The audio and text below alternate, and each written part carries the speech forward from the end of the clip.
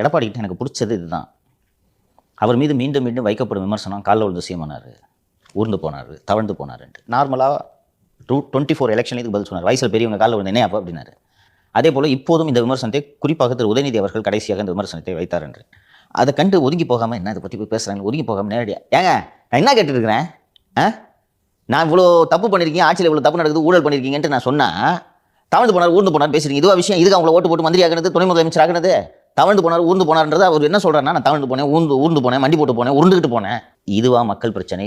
வந்துட்டேன் பயமா அப்படின்னு கேட்குறாரு சார். வந்ததுனால பார்த்து பயமா அப்படின்றாரு. இன்னொன்று அவர் சொன்னதுல முக்கியமான பாயிண்டாக நான் பார்க்குறது, உருண்டுகிட்டே போய் செய்யமானார்னு வச்சுக்குவோம், அதுவா பிரச்சனை?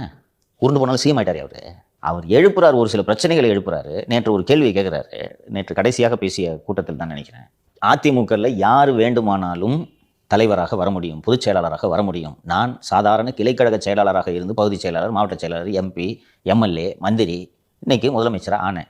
இது மாதிரி நாங்கள் ஒருவரை திமுக தலைவராக்குவோம், நாளை தேர்தலில் வெற்றி பெற்றால் தொண்டர்களிலிருந்து கட்சிக்காக உழைத்த ஒருவரை முதலமைச்சராக்குவோம்னு உங்களால் சொல்ல முடியுமான்னு ஒரு கேட்குறாரு. இது பதில் இருக்க மாட்டேன், ஆக்குவோம் அப்படின்ட்டு உங்களால் சொல்ல முடியுமா?